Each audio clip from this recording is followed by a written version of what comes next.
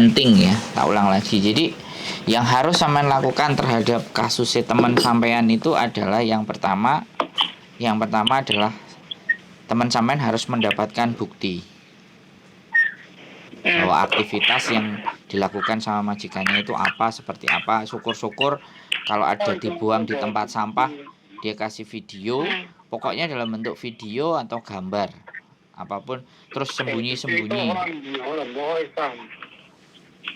Nah itu majikannya sampean kenapa? Oke. Terus? Habis dia bisa mendapatkan itu semua, dia harus lapor ke KJRI menceritakan di mana bahwa majikanku melakukan hal semacam ini dan aku takut gitu. Bisa jadi aku khawatir dengan hal-hal yang seperti ini.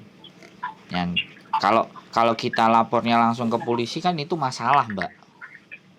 Iya sih. Lapornya. Terus gini ya Mas, aku mau cerita, soalnya aku kan juga udah kenal, soalnya temennya bosku kan, dia terus? Itu majikan lumpuh juga, sama kayak bosku, nggak bisa apa-apa kan. Nah, kemarin kan habis makan bareng gitu, aku juga baru kenal sih sebenarnya, cuman saling tuker WA. Nah, terus aku itu masuk ke rumahnya sama majikanku. Tyson bis. Tanpa. Oke. Tapi. Tetap. Bentar. Oke. Hah? Bentar ya Mas. Enggak apa-apa. Bentar ini masih yang minta TV. Biasa. Oke. Salah sama sekali. Oh, salah. Salah sekali mas. Upaya. Terus gini mas, aku kan habis diajak yang maksudnya mas bosku ketemuan sama dia, terus diajak main ke rumahnya. Dulu aku udah kenal sih waktu dia masuk panti jompo kan sering ketemu sama bosku gitu, olahraganya kan bareng. Ya kadang dia kan sambil nunggu pembantunya datang, kadang kalau itu aku juga bantuin nyumet rokoknya gitu loh. Ngerti nggak mas, 10 menit itu habis nyumet lagi, 10 menit habis nyumet lagi kayak gitu.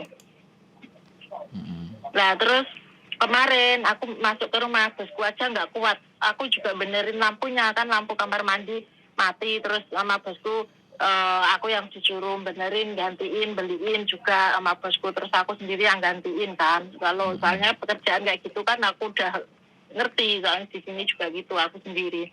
Nah kan otomatis rumahnya kecil ya mas ya, rumahnya kecil banget rumahnya itu. Emang apa-apa nggak ada sih, cuma lemari apa ranjang gitu. Itu semua itu ditutup jendelanya. Nah sedangkan bosku kan nggak suka bau asap rokok. Aku di situ mas 10 menit 20 menit itu sesak nafasku, soalnya bau asap rokok.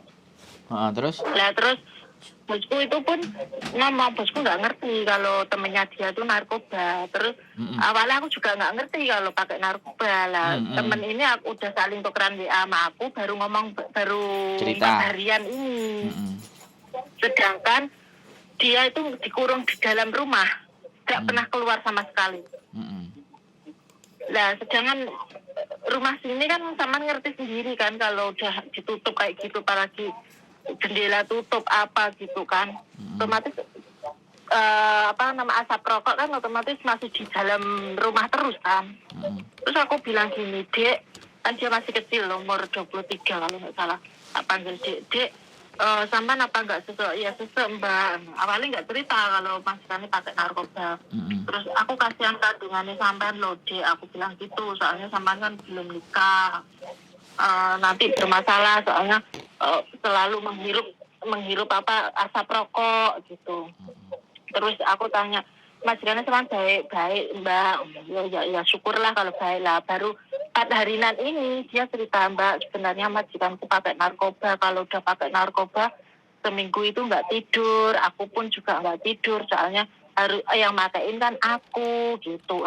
Lo sama kemarin kok nggak cerita sama aku bilang gitu mas. Terus aku nggak berani mbak, dia kan mas, baru habis selesai potongan gaji gitu. Terus habis itu dia bilang Lah kalau dia pakai narkoba itu gimana? Ya matanya melotot-melotot, terus otomatis aku juga nggak tidur gitu. Seminggu pun juga nggak tidur lah. Terus emang kok kuat?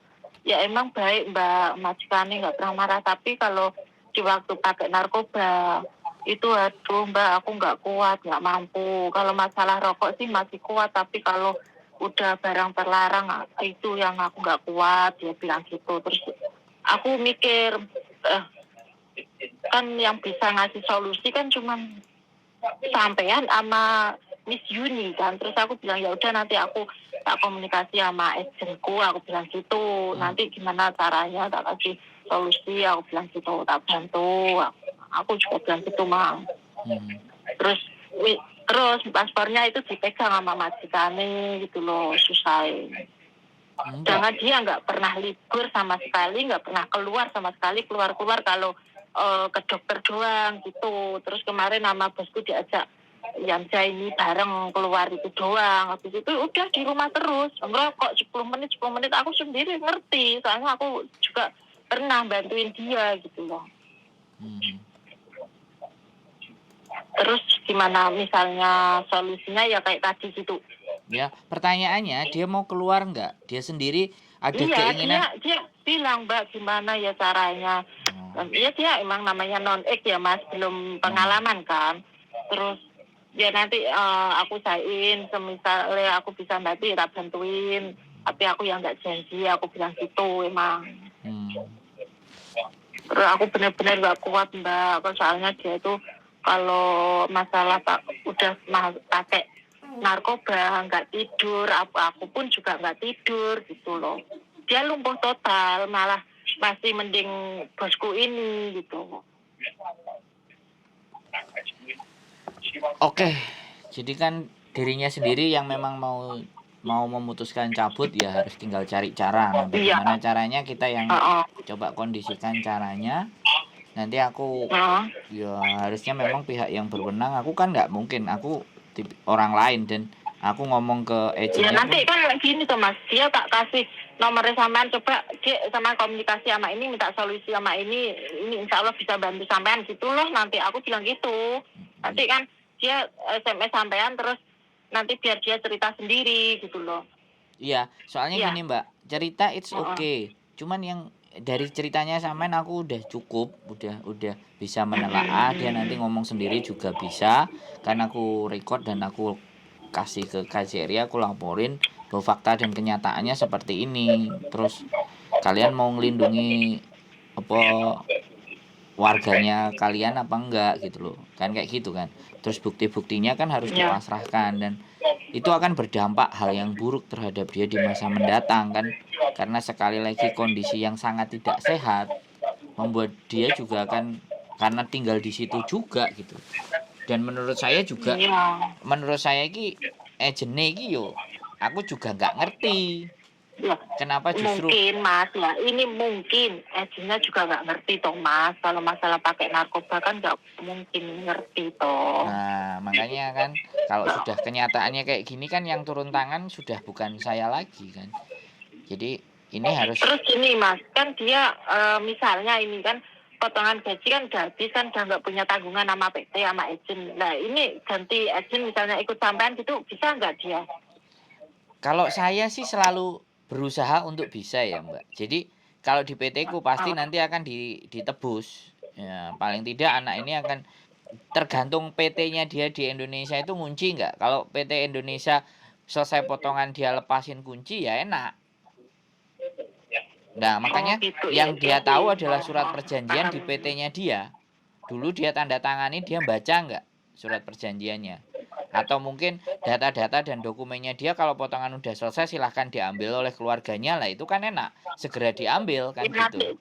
coba aku tak tanya-tanya gitu. Ya makanya sampean dengerin saya ngomong, sampean dengerin saya ngomong biar sampean juga punya gambaran gitu loh untuk menjelaskan ke orang, karena ini bukan yang bersangkutan. Kalau bukan yang bersangkutan masalahnya kayak gini, jadi lempar sana sini cerita jadinya nggak dapet. Jadi saya menanyakan kalau memang ternyata dia bisa ngambil dokumen dan data-datanya di PT itu karena sudah selesai potongan, itu lebih baik dilakukan dulu. Setelah itu dilakukan baru nanti dia keluar, karena kalau data masih tertahan, ya kan susah gitu loh. Karena sekali lagi aku ndak ngerti rumus PT sama rumus KJRI itu dalam sistem kunci mengunci untuk potongan. Di situ loh yang masih absurd. Aku kalau ngomong absurd itu aku belum punya titik kejelasan dan aku nggak tahu siapa yang bisa ditanya tentang kejelasan hal ini karena semuanya kan serba tidak transparan gitu. Tapi kalau orang PT ku sudah ngasih tahu, kalau aku sudah potongan selesai, maka aku buka tuh kunci. Dia mau pindah-pindah silahkan. Tapi kalau PT lain nggak tahu, ada yang masih ditahan, ada yang masih ini karena nggak sampai finish gitu loh. Ya aku nggak ngerti tujuannya apa. Tapi aku dapat info A1 dari yang punya PT kayak gitu ceritanya. Jadi kalau memang sudah bisa diminta baru dia ngatur strategi, tapi dia harus kumpulkan bukti yang akurat, yang nyata, yang memang benar bahwa itu sesuatu yang memang tidak harus dilakukan dan itu melanggar hukum kan otomatis ya memang harus diselamatkan ya anak. Iya sih, aku juga kasihan Mas, anaknya masih Iya, Mbak. muda lah. Gini. Kita di Hong Kong melihat teman-teman dan segala sesuatu semuanya kasihan, tapi kan kita harus tahu posisinya, Mbak. Iya sih. Ini negaranya orang. Kalau negara kita diluruk bareng-bareng, gepui bareng-bareng, selesai. Lah iki negarane wong kan kudu melok hukume sini toh, Mbak. Iya sih. Ikut hukumnya sini, ikut peraturannya sini, ya mau nggak mau gitu loh. Kalau dia sudah ngomong, memberikan pernyataan, nah kita tinggal lihat pemerintah kita apakah belani teman-teman. Apakah agennya nanti mengatur segala sesuatunya, karena sekali lagi dia pasti akan nuntut ke agen. Majikannya kalau anaknya cabut, loh kamu aku tuh udah bayar dia, udah tak bayar, gini-gini kok dia nggak mau gitu kan. Alasannya apa? Nah kayak gitu loh Mbak. Tapi sebenarnya memutuskan secara sepihak ya kan. Kalau dia punya bukti, dia mau cabut dan semuanya itu bisa juga kabur, buang sampah kayak atau apa gitu terus cabut keluar juga bisa. Makanya kenapa dia ditahan dokumennya? Karena ketakutan. Iya mungkin itu juga bisa. Iya, Mas. Makanya aku begitu Mbak. Soalnya aku bilang loh sebenarnya dokumen tuh nggak boleh itu ditahan loh deh. Iya aku dari awal udah dipegang Mbak. Gitu. Jadi kan memang sudah ada rencana jahat yang dan megang kan yang katanya sih kakaknya, tapi katanya bosku itu bukan kakaknya dulu pacarnya gitu. Tapi kalau ngomong sama temanku ini kakaknya, aku juga kenal sama yang perempuan itu, tapi nggak tinggal serumah gitu loh. Oke, maksud saya gini, yang ngejeng itu kakaknya apa dia? Kalau yang kayak yang gaji sih katanya yang perempuan, tapi kalau biasanya itu pemerintah cuman yang gaji yang perempuan ya sama kayak bosku ini toh. Yang ngejeng, yang tanda tangan, yang cimeng kontraknya itu loh. Oh, nggak tahu ya, nanti coba aku tanya. Makanya dia. kan Cuma karena, katanya yang gaji yang perempuan itu. Ya, gitu. Makanya kan kalau nggak tanya sama orang sendiri kan blidrung ini kan, informasinya nggak. Iya, makanya aku juga aku juga nggak begitu jelas. Makanya nanti kan kalau udah kayak gini aku kasih nomor sampean ke dia, tak suruh minta solusi ke sampean ini pasti barusan saya SMS. Iya Mbak, gitu, paling tidak kan nggak. Kasih nomor sampean. Paling tidak supaya omongan saya juga nggak sia-sia sama sampean juga ngasih omongan ke dia. Makanya aku juga gitu Mas, aku kan cuman minta solusi kalau emang itu kan aku kasih nomor sampean ke dia, soalnya mungkin kan bisa SMS-an nama sampean langsung, tapi kalau telepon nggak ngerti ya, soalnya aku sendiri nggak pernah telepon, cuman SMS-an doang gitu loh Mas. Ini soalnya bisa nggak dia sama telepon dia itu bisa nggak gitu, nanti SMS ini udah aku kasih nomor sampean kok, udah tak kasih tahu ini apa coba SMS sama Mas ini aku gitu. Minta solusi dia gimana baiknya lah, aku bilang gitu tadi. Ini barusan juga tak SMS. Oke. Terus apa lagi? Mau ngomong apa lagi? Punya aku gimana Mas? Aku masih bulan 2. Ya kita atur. Pokoknya saya sampai tak kabari. Datanya udah tak masukin, tinggal majikannya aja nanti. Atau nanti ketemu apa sikung apa kondisinya. Sampean belum ada di telepon? Belum. Oke ya wes, nanti tak follow up lagi. Karena kemarin terus terang kalau Sabtu Minggu kan sampean tahu sendiri. Iya, soalnya kan libur. Nah, kalau hari biasa baru kita agak sedikit bergerak agak lebih bebas. Kalau yang Sabtu Minggu pasti kita ngasih merhatiin yang datang dulu kan, yang manusianya datang. Jadi kan kayak gitu. Oke ya, jadi ya makasih Mas yang udah clear ya. Ini Mas kalau bisa dibantu Mas, kasihan juga aku walaupun nggak kenal lama sih tapi kan kasihan gitu loh. Iya, kita tahu manusia Indonesia itu penuh kasihan, saking kasihannya kan akeh sing diapusi. Walaupun dulu aku nggak ada yang pernah bantuin.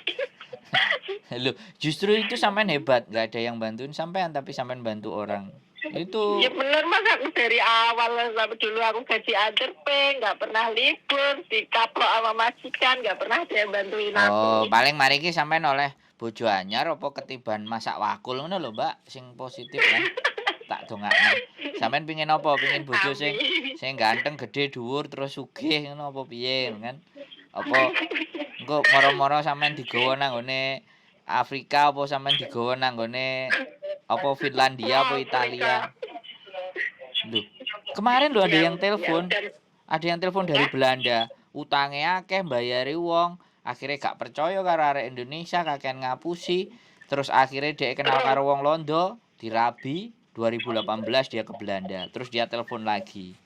Terus mengapresiasi. Jadi Mas, boleh nggak aku mau tanya sama, walaupun maaf ya sebelumnya kalau aku lancang. Oh boleh. Teman posisi di Hongkong apa di Indo sekarang? Aku di Kos WB. Kos WB itu Hongkong apa Indonesia, saya nggak ngerti Kos WB, Mbak. Oh, maksudnya enggak, aku kira di Indo gitu, terus nanti sama kadang ke Hongkong gitu.